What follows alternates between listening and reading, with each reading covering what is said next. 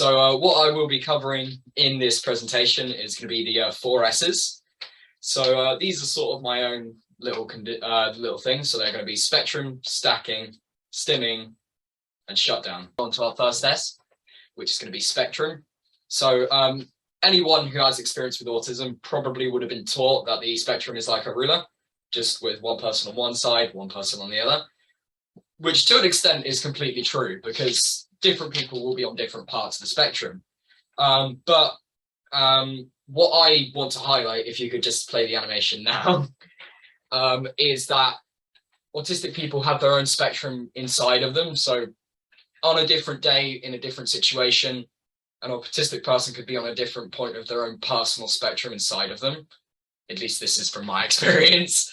So certain days I might be willing to go out and play with my friends all day, and I'd go listen to some music and really loud, and then I'd be able to go downstairs and have a big conversation with my family. And then on other days when I might be a bit higher on my own personal spectrum, I might just be able to have that conversation with my family, and for the rest of the day I should just sit on my own and do my own thing.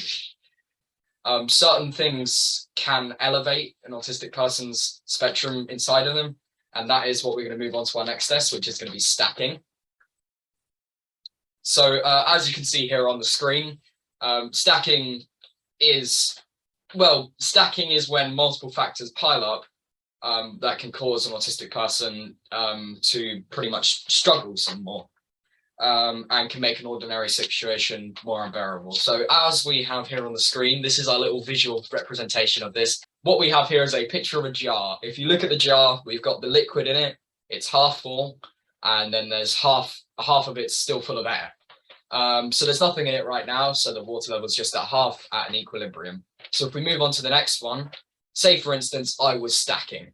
So I go out and I wake up in the morning, go downstairs, and the breakfast I like isn't there. So that's going to be, if you can see the little thing in the jar, they look like potatoes. But that's one in the jar. And then I get in the car and next slide.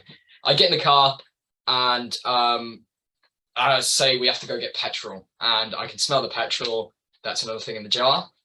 And I get to school and the sun's in my eyes. That's another thing in the jar. So as you can see here on this slide here, the water level has risen in the jar, but you still got the things in the jar which represent all the things stacking together, which raise the water level. Now the water is meant to represent, so the red water is the emotional responses.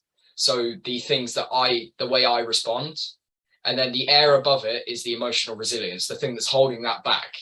So as you can see here, with the water level up high, there isn't much air, so there isn't much resilience left. That things stack up, and that can heighten an autistic person's emotional responses. When an autistic person is stacking, they will most likely stim. So this is what this slide's about.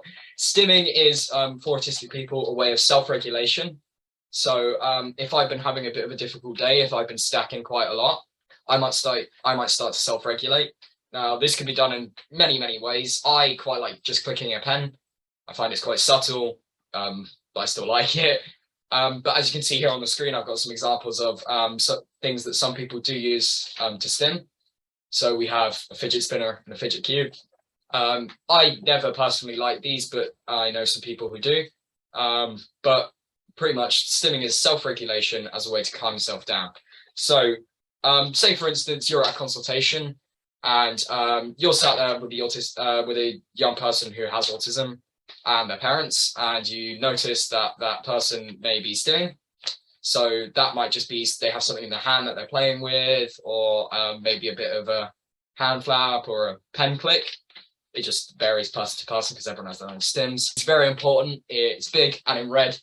Never stop the stim. So stimming is, like I said, a way of self-regulation. So if you attempt to stop a stim, it could cause what we're going to move on to next, which is a shutdown. Not quite yet. Stimming, I had something else on this. Let me find it. Oh yeah, masking. So if you're someone like me, I'm a bit older, obviously. So I've learned over my years existing that when I stim, sometimes my stimming behaviors might not, people around me might not like them. So I mask. What I do is I hide my stims, or I do a more subtle stim. So this is helpful. It does definitely helps people with autism in social environments, so that they know, people aren't judging them. But after masking for a while, it can get really exhausting. So if I've been masking for multiple hours, by the time I get home or by the time I sit down, I might just be out of it. So I will just sit down and do nothing. And sometimes, which is a shutdown. So if it's been really bad and I haven't been able to stim, I've been masking and I've been stacking, I might shut down. Now, shutdown is also called meltdown sometimes. It varies person to person, obviously. As you can see here, we've got a couple of things on shutdown. So shutdown can present in loads and loads of ways. It completely is different for everyone. Meltdown is the more stereotypical shutdown kind of thing. So that is, screaming, kicking, what you might associate more commonly with an autistic person having a meltdown or shutdown. But some things can vary. So we have crying, shouting, running away, circling, jumping. I like circling. I especially when I was younger, if I was stressed out, I'd walk around my mum in circles. It drove her mental. But then you do have some more extreme behaviors that some autistic people may present. So you have fighting, self-harm, and then you do have things like elective mutism. So yeah, you do have some things like elective mutism. So an autistic person might decide to not speak to anyone, which I'll be honest, I do sometimes. I will shut my door and just not speak to anyone for a couple hours. And that is my way of regulating. So when an autistic person is in a shutdown or a meltdown, here's a little list of some things that you can do to help out. So the first thing you do want to do in a situation is make sure they feel nice and safe. So if it was a specific thing that was triggering them, you might want to take them out of the room, somewhere else. Or if you say it was a specific noise, you might want to stop that. And you want to just make sure they feel nice and safe. They're not threatened or anything like that, because that can not end well sometimes, because really with a shutdown or a meltdown, it does trigger that primal instinct in the brain of fight, flight, and freeze. So you really want to make sure that they feel safe and they're all right. Then you want to give them some space. You don't want to be up in their business. Just give them their own thing, with the exception of if they ask to speak to you, or if they ask for you to do something. Obviously, if it's appropriate, you would want to help out, because that's what they've asked for. Time, which is really important, because getting over shutdowns or meltdowns can and does take time. You want to give them plenty of reassurance. Just make sure it's all right, it's okay, I don't mind, it doesn't matter. All things like that are really helpful. And then you also do have time again, because time is really mainly crucial in getting over a shutdown or a meltdown. And then you want to just make sure you have plenty of patience. You're not rushing it. You're not you're not overdoing it, making sure, oh, come on, we need to finish this. Just give them their time. And then by the end of it, it is quite good to have a little discussion. Just mention, why did that happen? Why do you think that happened? How do you think we could handle it better next time?